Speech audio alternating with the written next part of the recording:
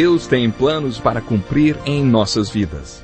Essa é a mensagem de toda a Bíblia e é isso mesmo que estamos estudando aqui no Encontro com a Palavra, escrito pelo pastor Dick Woodward e narrado pelo pastor Edson Bruno. Fique atento a mais um programa que o Ministério Cooperativo Internacional leva a você. Com você agora, pastor Edson Bruno.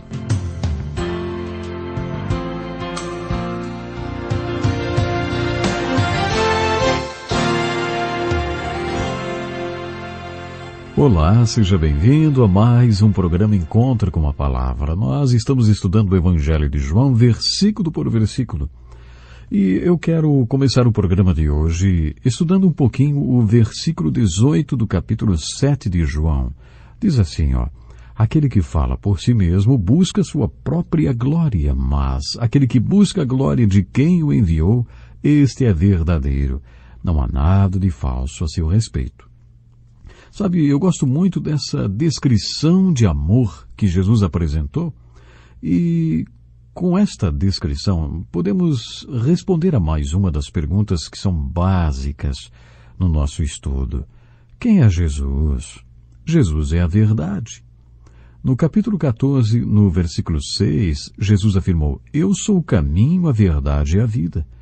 No capítulo 18, lemos as seguintes palavras de Jesus, por esta razão nasci, e para isto vim ao mundo, para testemunhar da verdade. Todos os que são da verdade me ouvem. É isto o que Jesus tem a dizer sobre a verdade, e é assim que ele se autodefine como a verdade e identifica o seu ensino com a verdade. Jesus é caracterizado como um homem da verdade, porque ele não fala de si só, nem faz o que é do seu interesse. Como já vimos, ele é um com o Pai. O Pai lhe diz tudo o que ele deve fazer e dizer. E o Pai lhe disse para anunciar a verdade. O Pai o capacitou para isso. Foi exatamente isto que Jesus fez, e por isto ele é a verdade. E não existe nada falso a seu respeito. Mas agora vamos começar comentando o versículo 19 do capítulo 7. Diz assim, Moisés não lhes deu a lei? No entanto, nenhum de vocês lhe obedece. Por que vocês procuram matar-me? Jesus os encostou contra a parede com a pergunta, por que vocês procuram matar-me? Vocês sabem o que a multidão respondeu? Você está endemoniado. Quem está procurando matá-lo? Observe esse trecho do Evangelho de João, que pode variar um pouco de tradução para tradução, mas o que percebemos é que aquele povo que discutiu com Jesus era bem heterogêneo. Havia fariseus, sacerdotes e alguns mestres da lei. Às vezes o texto se refere a eles apenas como judeus. Às vezes a Bíblia se refere ao povo e outras vezes à multidão. O fato é que, no meio dessa discussão, eles disseram, você está endemoniado. Quem está procurando matá-lo? Os teólogos acreditam que quando João se refere à multidão ou ao povo, está falando daqueles que foram para Jerusalém, para a festa dos tabernáculos ou festa das cabanas, como a Nova Versão Internacional da Bíblia traduziu.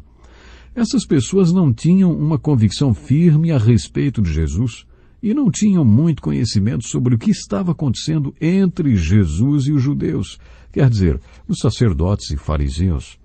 Segundo alguns desses teólogos, quando João se refere aos mestres da lei, também está falando dos sacerdotes e fariseus. Outros acham que quando João se refere aos judeus, está falando dos que eram de Jerusalém e que não sabiam o que estava acontecendo entre Jesus e as autoridades, mas estavam do lado dos mestres da lei, ou seja, dos fariseus e sacerdotes. De qualquer forma, eles eram opositores de Jesus e tinham uma atitude preconceituosa contra ele. Já a multidão, ou o povo, não era assim. Eles eram peregrinos vindos de todas as partes do mundo. Os líderes religiosos, as autoridades ou mestres da lei eram aqueles que estavam planejando matar a Jesus. Apesar de ter sido a multidão quem disse, você está endemoniado, quem está procurando matá-lo? Eram os líderes religiosos que estavam planejando matá-lo. Mas Jesus lhes disse, fiz um milagre e vocês todos estão admirados. No entanto, porque Moisés lhes deu a circuncisão, embora na verdade ela não tenha vindo de Moisés, mas dos patriarcas, vocês circuncidam ao sábado, ou no sábado vocês fazem isso. Ora, se o menino pode ser circuncidado no sábado para que a lei de Moisés não seja quebrada, por que vocês ficam cheios de ira contra mim por ter curado completamente um homem no sábado? Não julguem apenas pela aparência, mas façam julgamentos justos.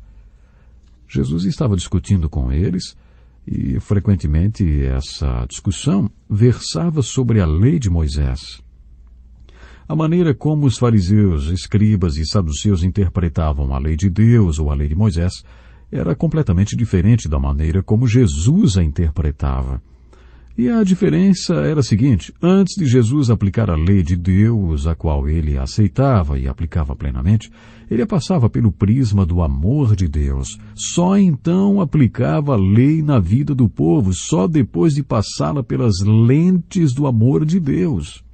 É claro que Jesus sabia perfeitamente que toda a lei de Deus surgiu do coração cheio de amor do Deus Pai, e por isso o espírito da lei sempre será o amor de Deus pelos homens e o interesse pelo seu bem-estar. Vamos repetir.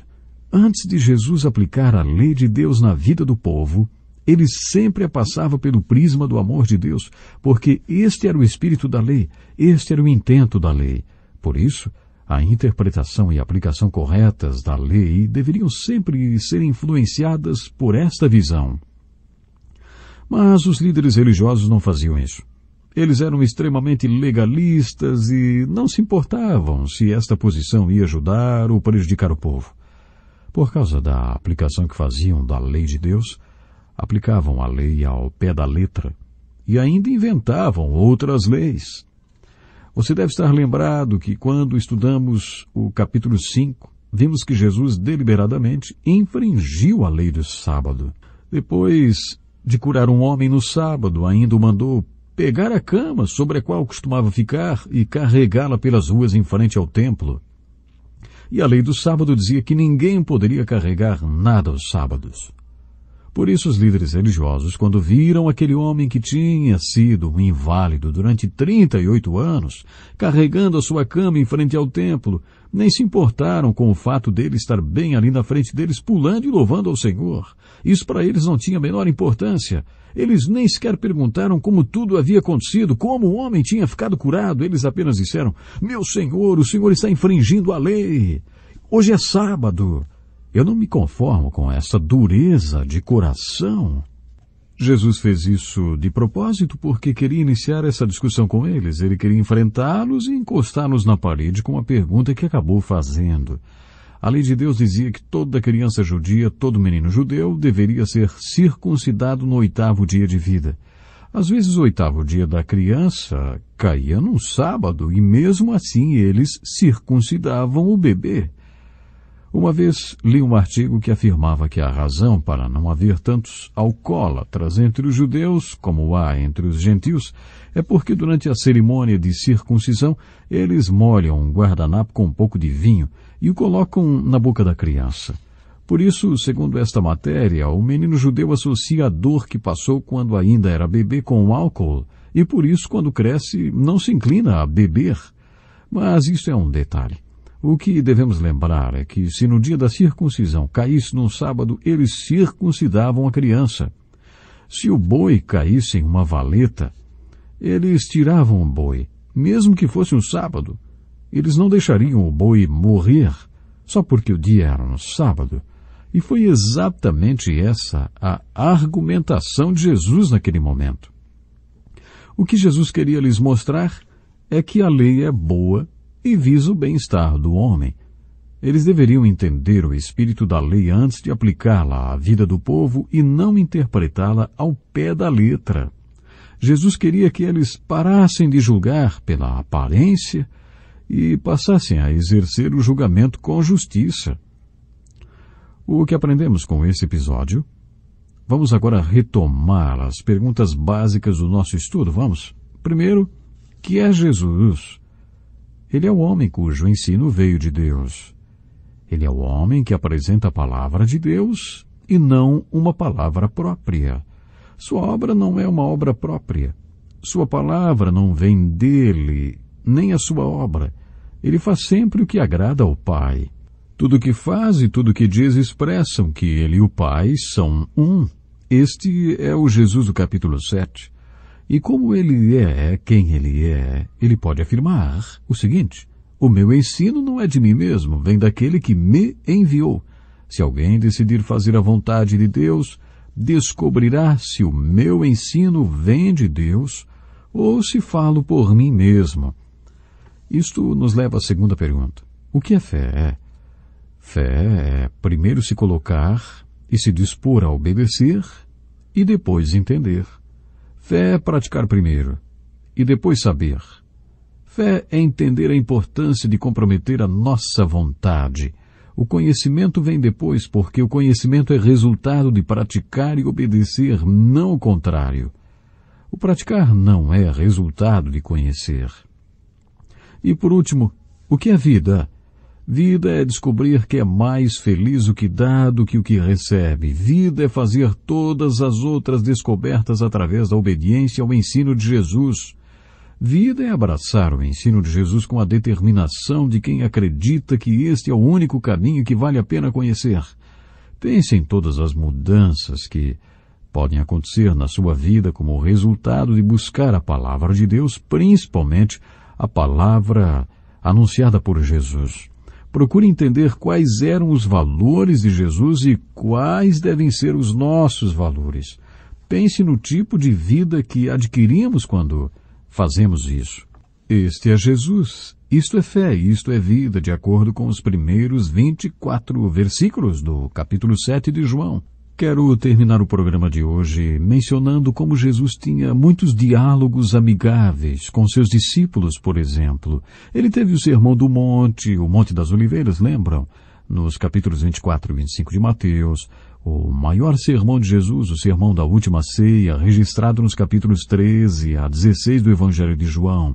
Bom, se você prestar atenção, vai observar que estes sermões, na verdade, foram conversas que Jesus teve com os seus discípulos. Jesus também ensinou através das discussões que ele teve. Ele teve uma discussão muito séria com os líderes religiosos dos seus dias. E o mais importante, Jesus mostrou o amor especial que tinha por cada um daqueles que estavam à sua volta.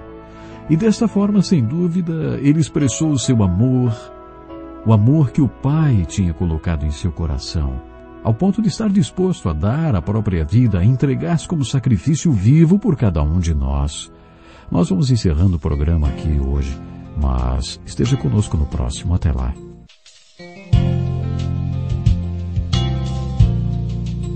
Que lição importantíssima.